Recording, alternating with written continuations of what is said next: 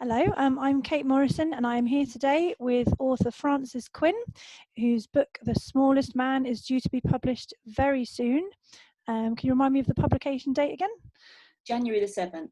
January the 7th, so very imminently. So we're going to be talking about Frances' book and her writing space and her writing process. So if I could just ask you, Frances, to introduce yourself and tell me a little bit about your book. Give us a quick elevator pitch. Yeah, so I'm Frances Quinn, and my book, The Smallest Man, it's a historical novel set in 17th century England, and it's inspired by a true story, and it tells the story of a boy with dwarfism who becomes a sort of human pet at the royal court. Okay.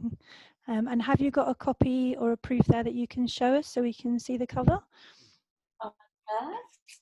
So here's a copy, which Ah, I've only just received them, so it's quite exciting to actually have them in my hand. And as you can see, no credit to me, but it's a lovely cover.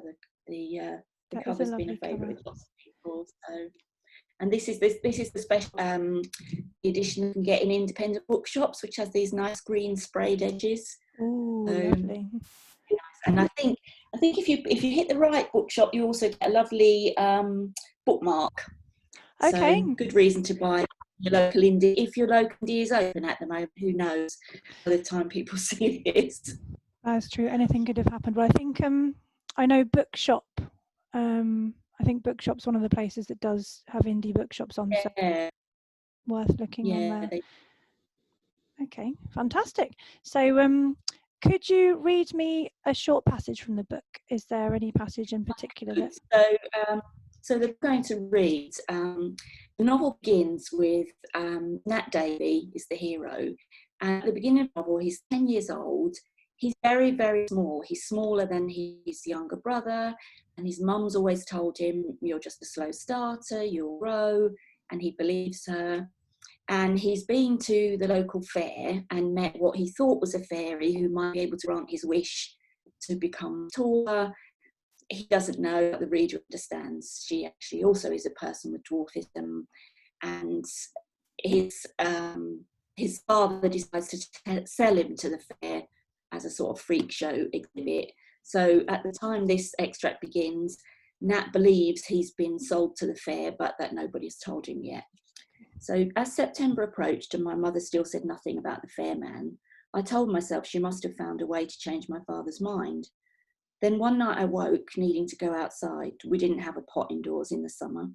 As I surfaced from sleep, I realised my mother was crying softly in the dark. Beside her, my father sighed. "Lucy, the boy has to go," he said quietly. "And like I said, if you don't tell him tomorrow, I will." He turned over, the straw pallet crunching beneath his weight, and began to snore. She was still awake, and every now and then she smothered sound between a hiccup and a sigh, like my sister Anne did after she'd been bawling for ages and finally stopped, as though there were a few last cries left inside that had to squeeze themselves out. I know what frightened me more, my father's words or those stifled sobs from my mother. I sat up and yawned so she'd think I'd just woken and went outside. After I'd done my business behind the house, I clambered up the woodpile by the door and perched on top. My hands pleated and unpleated the linen of my night shift. My father's words echoed in my head. The boy has to go. He was going to sell me to the fair man, and she couldn't stop him. It couldn't be true. It just couldn't be. They couldn't send me away all on my own to live with strangers and get poked with sticks and never come home again. I didn't want to be a baby, but my eyes filled up with tears, and I sat there as they dripped onto my shift. The door opened. "Nat," whispered my mother, "what are you doing out here?" I couldn't say what I'd heard. She'd have to tell me then, and that would make it real. "I woke up," I said. "I wanted to see the moon." She sat beside me and looked up. She put her arm round me, and I leaned into her warm, soft shoulder. She hugged me tight, and we sat there looking at the moon for a long time. Seeing me tuck my feet under my night shift when they got cold, she held her hands out for them. "I want you to remember something, Nat," she said, as she rubbed my feet warm again. "You're small on the outside, but inside you're as big as everyone else. You show people that and you won't go far wrong in life." Her voice wobbled when she said the last part. And then she patted my feet and said, we should go indoors and try to get back to sleep. But I didn't sleep again that night. I don't believe she did either. Okay, so yeah, that's a very moving passage. And it sounds like it's a character that you obviously got very, very close to while you were writing. Could you tell me the hardest thing about the process of writing the book? So I think the hardest thing of the process with this book was that it was based on a real life character. So the real character is a guy called Geoffrey Hudson, who was a court dwarf at the time. Lots of the adventures that happened to Nat also happened to Geoffrey.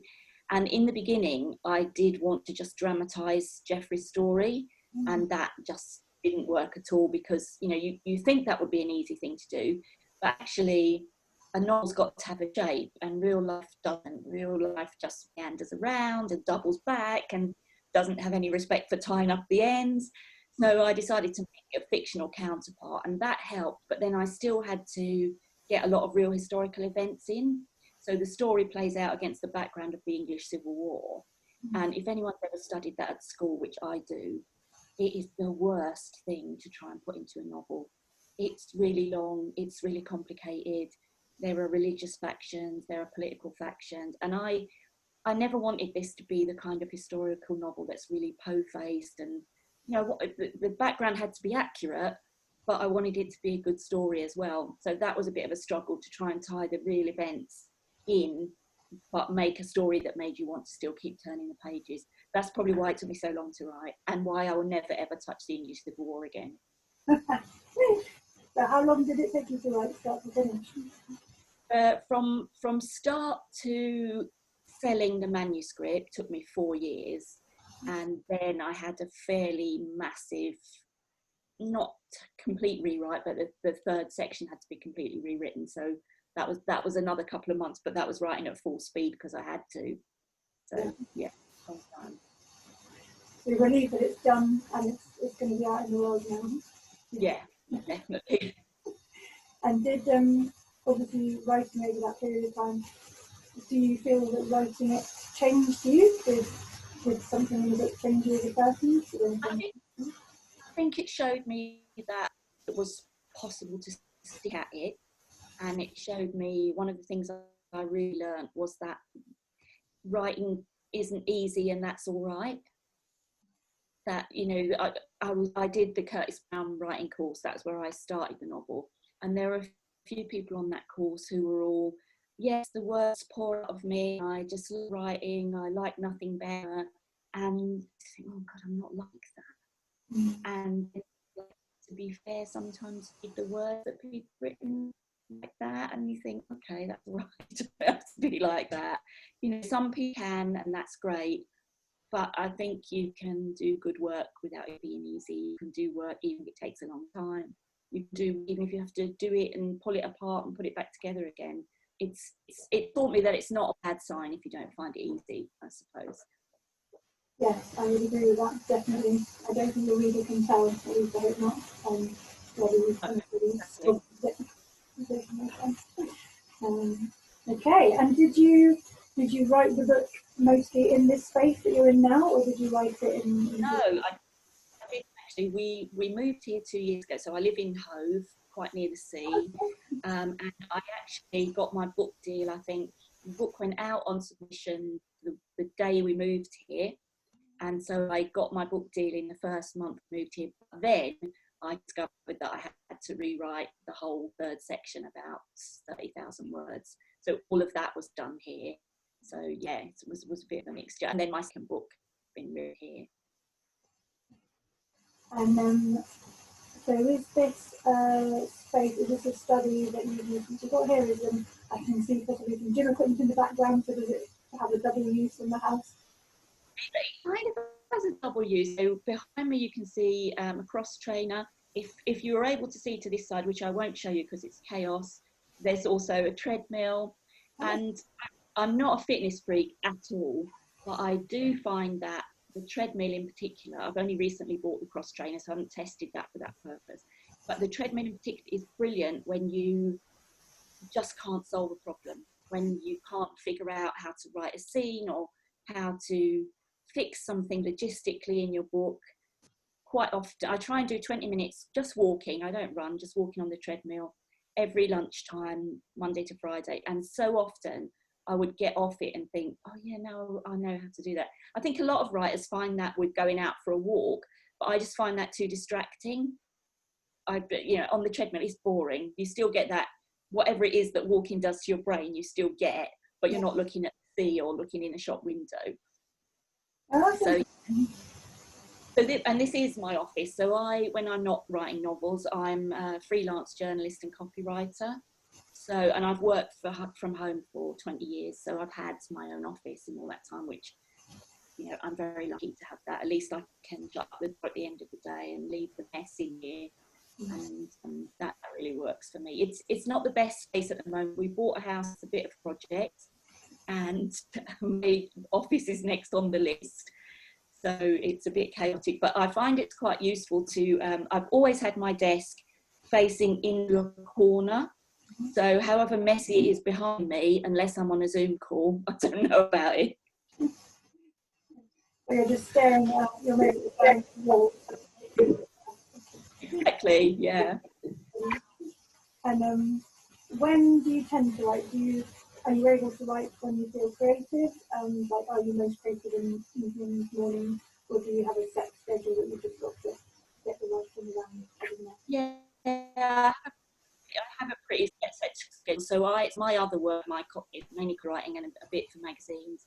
That's pretty much, although I'm freelance, is pretty much full time. So I tend to, my day is devoted to that because there's always, I get up to lots of emails, people needing straight away. So Monday is taken care of. Then Tuesday to Thursday, I tend to do a couple of hours in the morning on the book, because that is when I feel most creative. And also I feel it's best to do that first, because no one's waiting for that at the end of the day. Whereas my other work, they are waiting for at the end of the day. And if I did that first, it would take the whole day. And then I try and have Fridays as the writing day if I can, or the out of office on. So yeah, I tend to start my actual working day kind of about 11 o'clock, and then will be quite a late one. But I'm really lucky to have that. I'm really lucky I don't have to come for a day at the office or try and do it at weekends. So for me, that works really well. And I definitely think trying to do it, if not every day, almost every day, saves you such a lot of time, because you don't have to keep getting back into it. It does. I think especially with historical fiction, I found it really hard to go in and out, because if you're in the period and then you come out of it, you just lose the threads.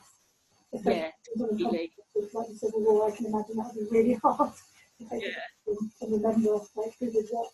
Okay. And do you write with a computer on a notebook? Do you have anything specific? When I'm writing, I use a computer because my handwriting is so bad that even I can't read it. When I was at school, every time I had a new teacher, they'd say, "Oh, you'll fix this," and I think, yeah, give it a go. And no one ever could. And it's got worse and worse over the years. So it's always the keyboard for writing. But when I'm planning, I like to write in a notebook, because it just helps me think. If I write something down, it sort of feels less tenuous. But I use a planning method that I borrowed from Benny and Bjorn of ABBA. I'm a huge ABBA fan. So not many people know this, but Benny and Bjorn could not do musical notation. So they couldn't, when they were composing, they couldn't write anything down. So they would just noodle away on the guitar and piano. And if a melody stuck, then they knew it was worth pursuing. And that's kind of what I do with my planning. So I write things down because it helps me to think, but I never look at those notes, and I wouldn't be able to read them anyway. If it sticks, then it's worth keeping. Okay, that's interesting. So it just kind of, if it stays in your head, then you know. Yeah, if it doesn't stay in my head, it's probably not going to be any use. Although who knows? I mean, there could be gems in those notebooks, but I'd never be able to read them. So. Brilliant. And do you have a preferred notebook or type of pen, or you just anything? Not really. Kind of whatever's to hand, really. I quite like gel pens, because I like them to be quite smooth. But I have come to the conclusion that nothing is going to improve my handwriting. But I have found, because I'm just now at the stage of signing books, which is so exciting for a first time. So I have these lovely gold pens, because there's, as you know, that as you've seen, there's a lot of gold on my front cover. So I've got the gold pens because I reckon a bit of sparkle hides the fact that my signature looks like it was done in the middle of dying. I like So all my signed in gold. Yeah, that makes it extra special. Yeah. Awful. And so, do you drink tea or coffee while you're writing? Do you or just kind of? Coffee in the morning and tea in the afternoon. Yeah, just I've always done that. I've often wondered about writing while drunk. Some people seem to say that's marvellous, but I suspect it's probably not. It's probably not a good idea. No, I think I used to. I occasionally wrote drunk at university, and I don't think it worked in any way. It doesn't improve things. No, You think it does at the time. no. It's inspiration, but it's not. It's just and do you listen to music while you write, or do you need silence? Yeah, I usually need silence. I mean, I'd love to be one of those people that can go into a coffee shop and write, but I'm just a terrible eavesdropper, and I would just be tuning into other people's conversations all the time, so I can't do that.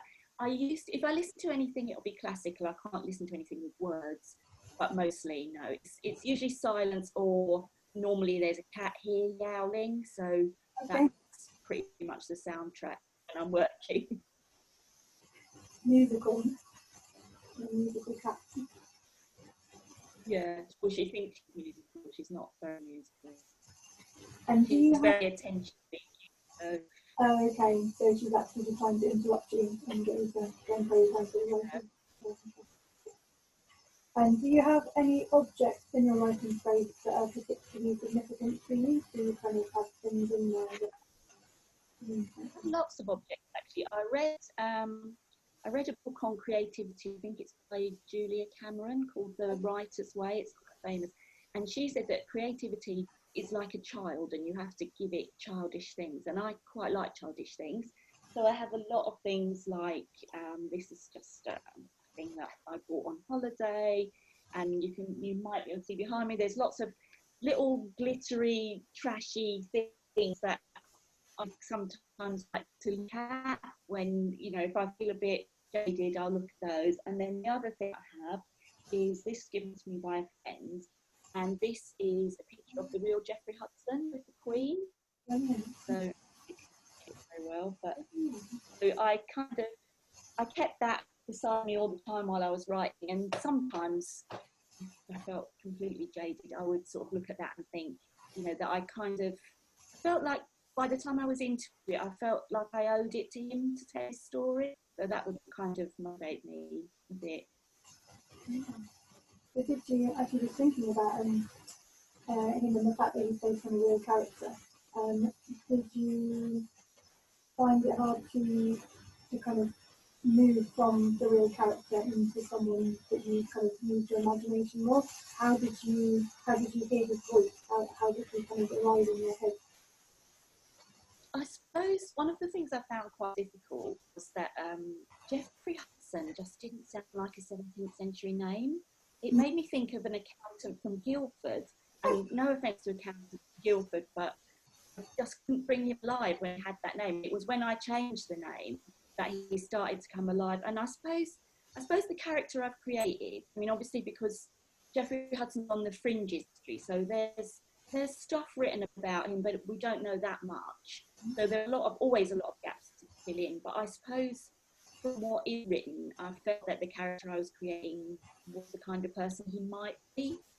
He was obviously someone who he'd been given quite a difficult hand in life, and he was going to make the best of it.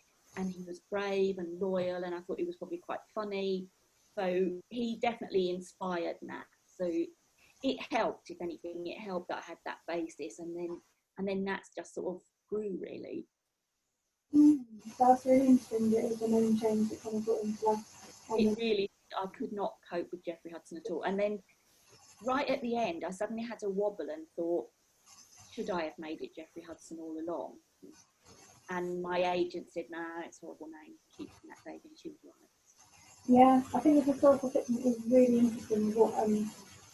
the difference between fact and kind of the truth, or an emotional truth or authenticity that you can get into a story. Like you do sometimes change the facts to make the story work, and it is fiction. So ultimately, And I think the important thing, I mean, obviously I couldn't change things like who won the Civil War and who was in the Civil War, but mainly there are things in there that probably didn't happen. My rule was always they had to be things that if they weren't documented as happening, they were things that could have happened. So, for example, there's a scene in Portsmouth that's quite important, and the King and Queen are there, and they weren't there. But it wouldn't have been impossible for them to be there. It wasn't something that couldn't possibly have happened. And there's a kidnap plot around the Queen, and actually all that's documented is that there were rumours of a plot. So I took things that I thought feasibly could have happened.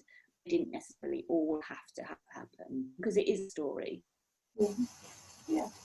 And ultimately people are buying it for the story and not for, historical an actual history book. So quite clear, I think. And are there any books that also mean a lot to you, maybe related to your novel that you've got in the space that you could show me? Yeah, so obviously I read a lot of books for research, so there were lots of books, but I think the one that helped me quite a lot was this one, which is a very backward copy of, I'm going to be backwards, it's called The Vizard Mask. The Vizard Mask by Diana Norman. Diana Norman sadly died a few years ago, but she was a very prolific historical novelist, and I've read all her books. And what I always liked about them was she brings a bit of humour to historical novels. Like, I think sometimes they can take themselves a bit seriously, and it's all clashing swords and ripping bodices. And she doesn't do that. Her characters are always a bit quirky. They're fun. There'll be drama in there, and there's often a lot of sadness in there. Some of the things that happen in her books are really, really sad, including this one. But there's always a bit of humour as well, and that kind of inspired me. That I thought that's the kind of tone I want. I want a book that you might like, even if you wouldn't normally pick up a historical novel. So she was a big inspiration for me, and that book in particular, because that book, like mine, spans quite a long chunk of someone's life, which is also quite a tricky thing to do. And I kind of learned from that how she structured the book so that she could leave out big chunks, but that you still follow the line. And I think I'm a great believer in doing that. I think there's nothing wrong with, if there's a problem you can't fix in your book, look and see how other authors have fixed it. That's not copying, that's learning what the tool that they use, applying it to your work. So I do that quite a lot. Yeah, I think that's very true actually, because even if you, I didn't do paper work in the mail or anything or any courses, and even if you do, I think there's, in terms of actually how you write a novel, it's not like screenwriting, and there seems to be a very clear structure and guidance, but a lot of the time you are just left wondering how do I make this work? So yeah, it's really nice to see how other people done. I hadn't heard of Diana Norman, so I'm look her up now. Very good, really, really good. The Vizard Mask is my favourite, but there are lots that are very good. And she must have taken so much time to do research, because they're all completely different periods. Some are set in Ireland, some are set in France. So she must have been researching the whole time. The other thing I like, she wears it very lightly. There's none of that, I researched this for an afternoon, so you are going to get it in the thing. Yeah, all the different kinds of cutlery people are using in what they were doing with sheets and marks. Yeah. Okay. And now you're at the end of this particular writing journey, and your book is done, and it's going out in the world. Is there one writing tip that you could pass on that you've learned from this experience? I think it's probably what I said earlier, that don't worry if it's hard. And particularly when you get to, after about 20,000 words, it will be hard. It probably should be hard. You'll think your idea is rubbish. You'll be tempted to give it up. Don't. Just press on. Get to the end of the first draft and then look at it. I've got a friend who I did the Curtis Brown course, who's incredibly talented, and in the time since we finished that course, she's written 20,000 words of 5 different novels, any of which I'm sure could have been really successful. She's finally found one now that she's going to finish, but she's really an example to me of someone who gets bored, thinks this is not going to be a bestseller, and gives up. And she's got such a talent that that's been a waste. And I think, yeah, definitely push through the middle, get to the end. Then if you think it's rubbish, start something else. But mainly it won't be. Mainly it will be something that you can edit and shape if you like the idea in the first place. But yeah, just keep going, and don't worry if it's hard. It's supposed to be harder. Everyone will do it. Yeah, that marriage or anything else that's hard, running a marathon. We just couldn't keep going. Yeah, exactly. Yeah. And in fact, are you writing another book? Have you got something else that you're now working on? So I've almost finished. Well, I think almost finished. I don't know if my editor will agree. Book 2, which is set in Georgian London, and it's also based on a real character, but again, I've made a fictional counterpart, and it's a woman who was a bone setter, which was sort of the forerunners of, they kind of combined the work of an orthopedic surgeon with chiropractor or osteopath. Because it needed a lot of strength, it's not something that women did very often.